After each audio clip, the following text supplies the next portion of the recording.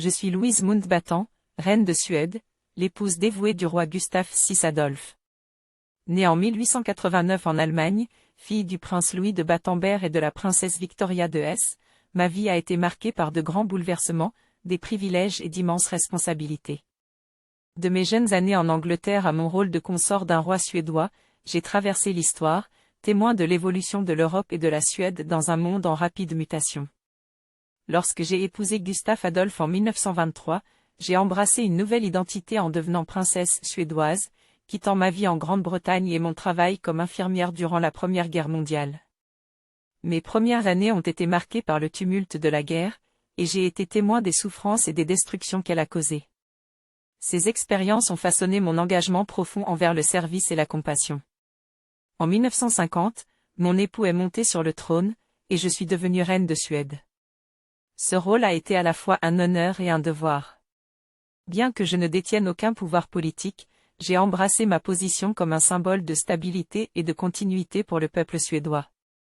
Je m'efforce de représenter le riche héritage de la Suède tout en soutenant les arts, l'éducation et le bien-être de nos citoyens. Durant cette période, la Suède a connu des transformations majeures. Les années d'après-guerre ont apporté une croissance économique, un État-providence florissant et une société de plus en plus façonnée par l'innovation et l'égalité.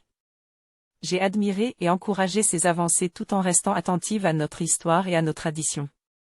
En tant que reine, j'ai porté un intérêt particulier à la santé et au bien-être social, m'inspirant de mon expérience comme infirmière pendant la Grande Guerre. J'ai œuvré pour soutenir les hôpitaux, promouvoir des initiatives de santé publique et défendre les soins pour les enfants et les personnes âgées. Ces causes me tiennent profondément à cœur, car elles incarnent l'esprit de compassion de la Suède. Mon mariage avec Gustaf Adolphe a été un partenariat fondé sur le respect mutuel et des valeurs partagées. Ensemble, nous avons affronté des défis personnels et publics, notamment la perte de sa première épouse, Margaret de Connaught, et la mort prématurée de mon beau petit-fils, le prince Gustaf Adolphe, en 1947. Ces tragédies ont renforcé mon empathie et affermi ma détermination à servir autrui. Durant les années 1960, la Suède est devenue un leader mondial en matière de progrès social, et j'ai été fière de voir notre pays inspirer le monde. J'ai été témoin de l'essor de la culture des jeunes, de la prise de conscience environnementale et de l'épanouissement des arts dans notre nation. C'est une joie pour moi de rencontrer des artistes, écrivains et penseurs qui enrichissent la société suédoise. À l'aube des années 1970, je réfléchis à ma vie et à mon héritage. Ma santé a parfois vacillé, mais ma dévotion envers mon rôle reste inébranlable. Je suis fière d'avoir fait partie du voyage de la Suède, et je nourris un grand espoir pour son avenir.